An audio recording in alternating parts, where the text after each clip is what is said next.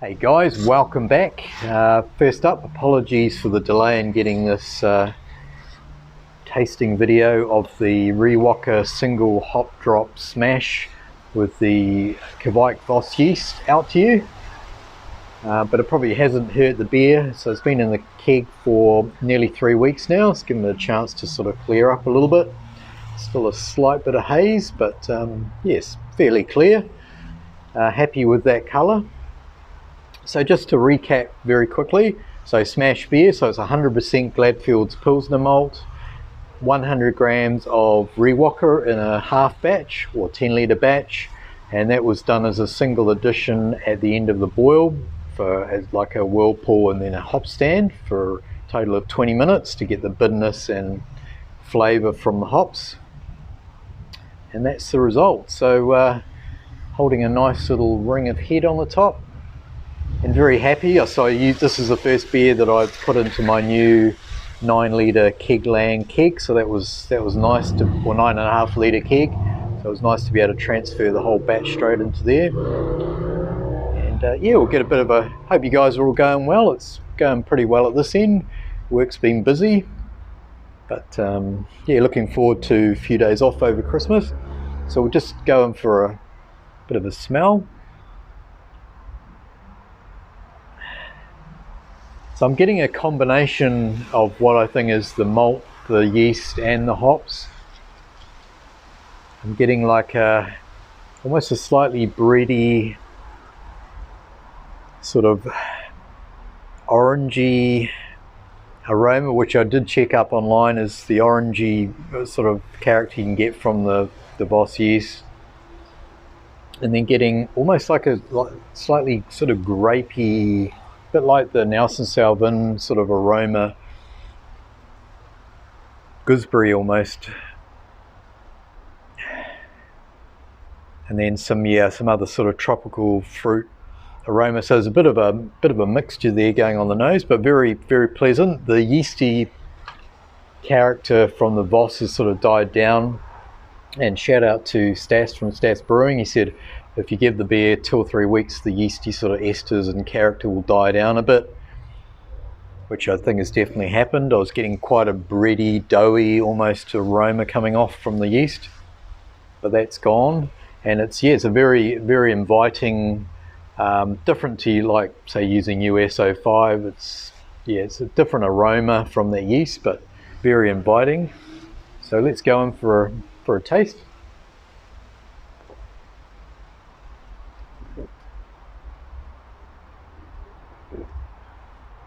So I wanted to make a very easy drinking sort of summer type beer, hence using the Pilsner and then the Riwaka to give me some nice sort of hop character. Came out at 5.5%, so yep, it's not super sessional, but it's it's in that sort of ballpark. Yeah, so I'm getting more from the Pilsner on the flavour, that sort of slightly malty, crackery, sort of cracker, sort of slightly, not grainy, but cracker sort of taste from the Pilsner. I think you get more of a malt character from Pilsner than say from a straight lager malt. So that's quite nice. And then I'm getting more from the Riwaka, more tropical fruit.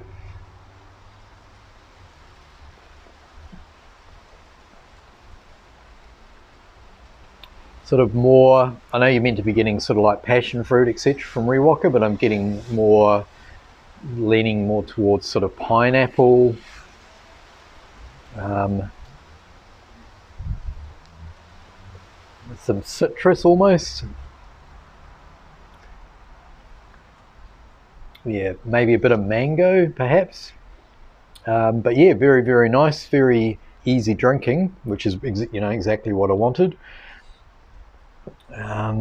What else can I tell you? Bitterness is good, probably only in the 20s, judging by the taste. Yeah,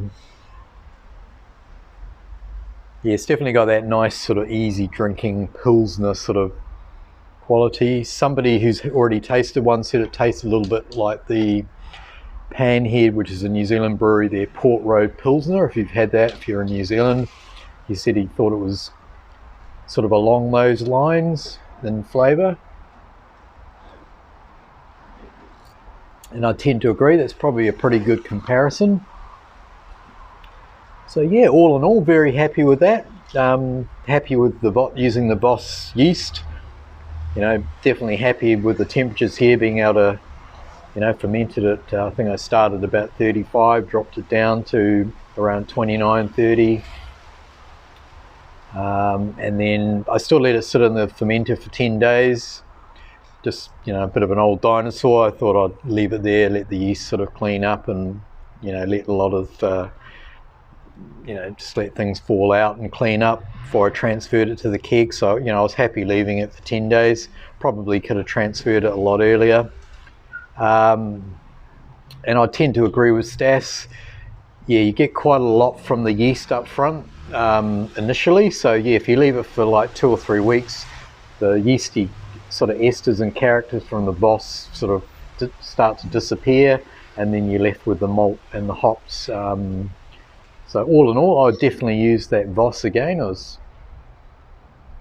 Yeah, no, I'm very, very happy, very easy drinking, pretty much everything I wanted, and it's a SMaSH beer, so it was a nice simple recipe.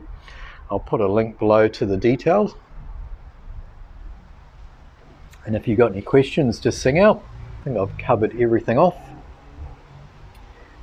So yeah, not much else to say really. Probably going to take it easy over Christmas. Possibly brew around the new year, maybe do another easy drinker, just as we'll be coming into the sort of the height of summer then. But I hope you guys are all going well, and I hope especially you guys overseas keeping out of trouble and haven't been caught up in the midst of all the you know, the new Omicron variant that's sweeping around the world.